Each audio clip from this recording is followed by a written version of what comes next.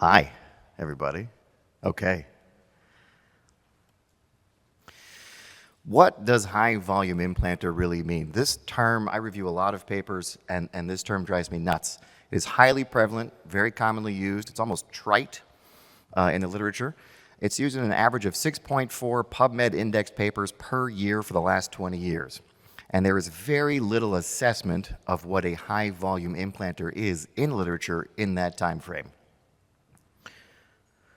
This is the best study we have, which is an excellent study that did an analysis of ABU case logs for the aughts into 2012. 24% of urologists did any implants in that period. 75% of these implants were placed by a urologist who does less than 4 a year.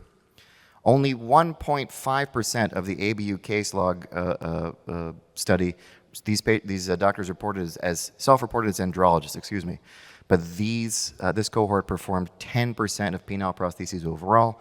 The graph in the bottom right corner shows the distribution of how many implants and how many people reported doing that many implants per year.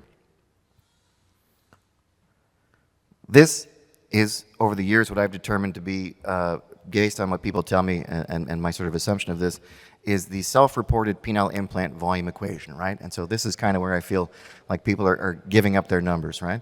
So the volume of implants is based on the number of the best year you ever did in implants, plus about 30%. And for social media implanters, that goes up by the fudge factor of the Twitter bird, which is an imaginary exponential factor of unknown value. So how do we properly assess implant volume, right? Can we rely on self-reported numbers? I think we have to, unfortunately, because it's the best data source we have. Can we ask the device companies? Well, they are rather opaque in giving this data up, right? This is like the Kremlin. You really are not going to get very good data from the device companies in this regard, which is fine. That's not their job. Do we just guess based on gossip? So-and-so does this or so-and-so does that from what I hear? Sure, we could do that too, but that's not particularly scientifically accurate. So how do we properly assess implant volume? Well, it needs to be self-reported. There's no other way to objectively assess this data. But I think it needs to be self-deprecating, right? Because as we previously saw 2 slides ago, we just make stuff up all the time. It needs to be not self-promotional. It needs to increase honesty. It also clearly has to include onesie-twosies, the people who put in very few implants a year. That, by the way, is Jay Simhan's term, which is an excellent term. And it can't just be low volume and high. The best example of this, to frustrate people, is that when they sent the astronauts to the moon, they sent Michael Collins, Buzz Aldrin, and Neil Armstrong to the moon, and they sent them with Texas catheters that were sized as small, medium, and large. And none of the astronauts were satisfied with this when they came back. And they came back, they said to NASA, no astronaut has a small penis, right? So they changed the sizing of catheters from then on to large, extra, extra large, and extra, extra, extra large to satisfy these folks. So we need a hierarchy that satisfies the monumental egos of the implant population. It also needs to incorporate contributions of conventional wisdom. It needs to incorporate to some degree what you do and what you know and how you contribute to your peers. It also needs to be an objective hierarchy because we like hierarchies in this field, right? It's all about measurements of length and measurements of prowess and measurements of size, so we need that. It also needs to account for the geographic variations in implant volume. So I went and I thought back to the professor who taught me the most at BU in my residency. That joke is only going to work for Ricardo if he's in the audience, but I don't think he's here. So David Wong taught me that complications are a good thing. If you aren't having complications, then you aren't doing a lot of cases. And so Jay and Chuck and I kicked this idea around for a little bit in our running group chat, and we decided that stratifying by complications is the most useful way to stratify what constitutes a high-volume implanter. So, the following pyramid, right? In order. High-volume implanters at the top, experienced implanters, which is still a nice term that means a lot, and implanter at the bottom, which still is a very nice term as well. So, an implanter should identify and potentially treat basic issues, right? There's nothing particularly difficult here. There's stuff that happens. And so what we did was we wanted to stratify these complications in the order in which these various tiers of implanter would find them. An implanter can identify and manage a variety of complications. They can preoperatively identify things. They can intraoperatively note that they did something wrong with the distal fluid challenge or the field goal test and perhaps correct from there. And postoperatively, they can exert sound clinical judgment to identify, for example, an infection or other problems like crossover or something like that. So I feel like treatment of these issues does not necessarily require advanced skill. It requires the basic skills that you develop in residency and fellowship. But patients can be transferred to more useful or authoritative centers.